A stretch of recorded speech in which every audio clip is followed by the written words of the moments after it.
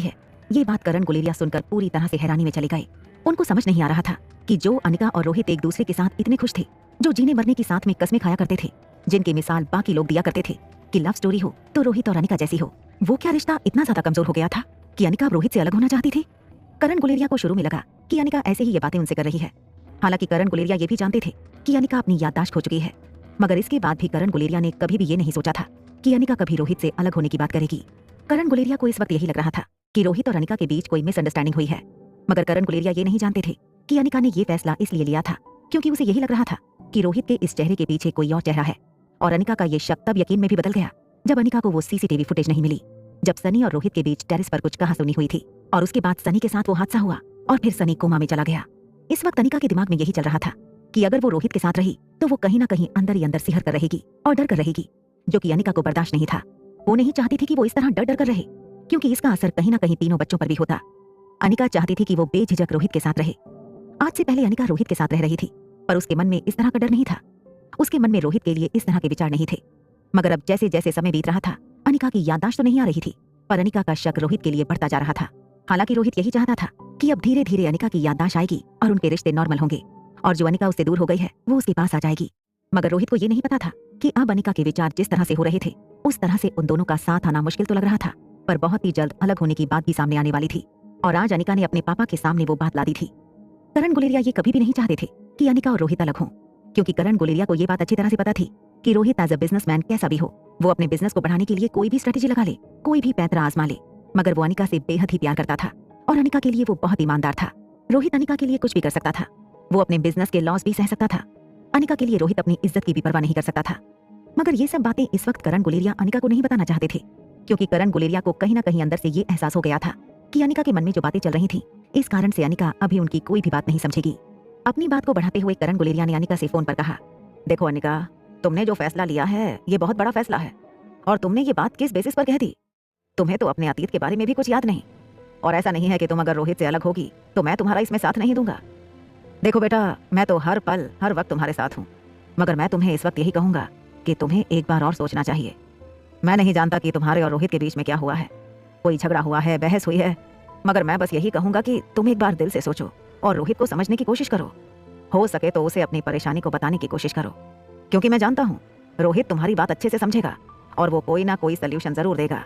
अनिका को करण गुलेरिया ने जो सजेशन दिया था, उस सजेशन को सुनने के बाद अनिका एक पल के लिए खामोश हो गई थी, क्योंकि वो जानती थी कि करण गुलेरिया ने जो सजेशन दिया था वो अनिका अपना नहीं सकती थी, क्योंकि अनिका रोहित से वो सवाल नहीं पूछ सकती थी जिसके कारण अनिका को रोहित पर शक हो रहा था। अनिका जानती थी कि अगर उसने रोहित को ये सब सवाल पूछा तो रोहित या तो बहाना बना देगा या झूठ बोल देगा या फिर किसी तरह से बात को टाल देगा, और इसी कारण से अनिका ने खुद भी फैसला लिया था कि वो खुद ही रोहित के उस चेहरे को देखेगी। मगर जब अनिका को ये पता चला कि एक सीसीटीवी फुटेज है ही नहीं, तब उसे शक हुआ कि उस सीसीटीवी फुटेज को किसी ने जानबूझकर डिलीट कर दिया है, और ये सारा शक अनिका को रोहित पर हुआ। अनिका अभी ये सब सोच ही रही थी, तभी फोन के उस पार से करण गुलेरिया ने कहा, देखो अनिका, मैं जानता हूँ तुम अभी इस वक्त क्या सोच रही हो, पर मैं तुम्हें बता दूं कि ऐसे शादीशुदा रिश्ते में ऐसे मोड़ बहुत बार आते हैं। ऐसा नहीं है कि मेरे और तुम्हारी माँ के रिश्ते हमेशा से ही बहुत अच्छे रहे, बीच बीच में कई बार हमारे बीच तकरार हुई। कभी तुम्हारी माँ ने कुछ ऐसी बातें कही जो मुझे नहीं पसंद आई, कभी तुम्हारी माँ ने कुछ ऐसी इच्छा जाहिर कर दी जो मुझे लगा कि वो करना सही नहीं, और कभी मैंने बिजनेस के सिलसिले में उसे वक्त नहीं दिया, तब भी तुम्हारी माँ ने कंप्लेन नहीं की। हम दोनों में झगड़े होते थे, मगर एक टाइम आया जब हमने एक दूसरे को समझा।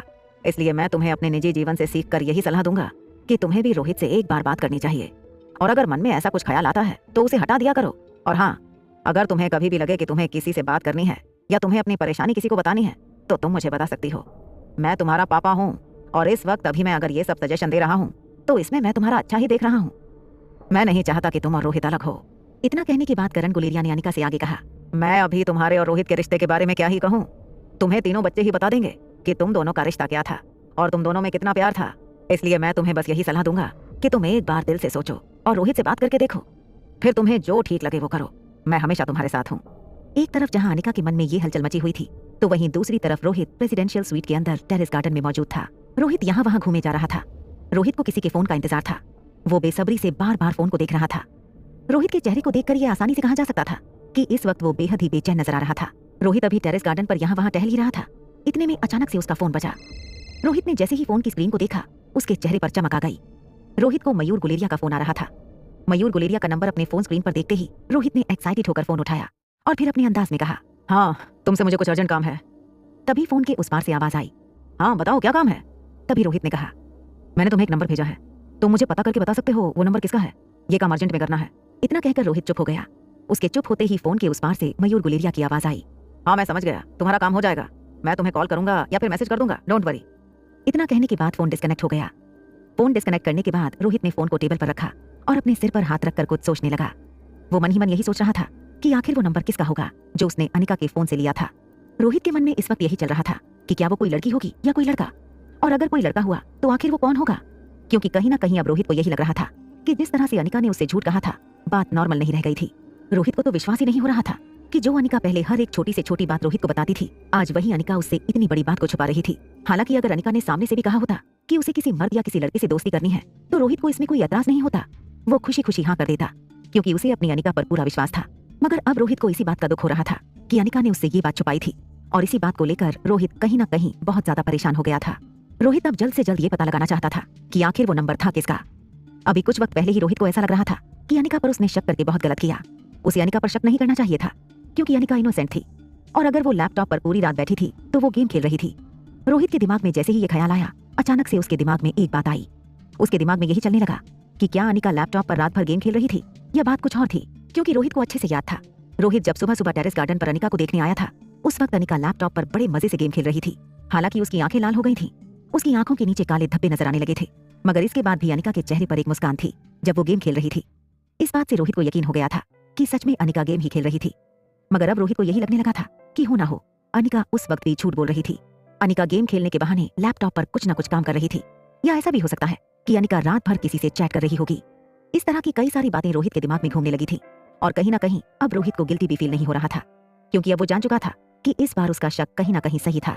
और जब से अनिका ने उससे फोन वाली बात छुपाई थी, उसके बाद से रोहित बेकरार हो गया था ये जानने के लिए कि आखिर अनिका थोड़ी देर पहले किससे बात कर रही थी। रोहित अभी अनिका के बारे में तरह तरह की बातें सोच रहा था। इतने में उसे अंदर से एक आवाज आई। ये आवाज रोहित के दिल की थी।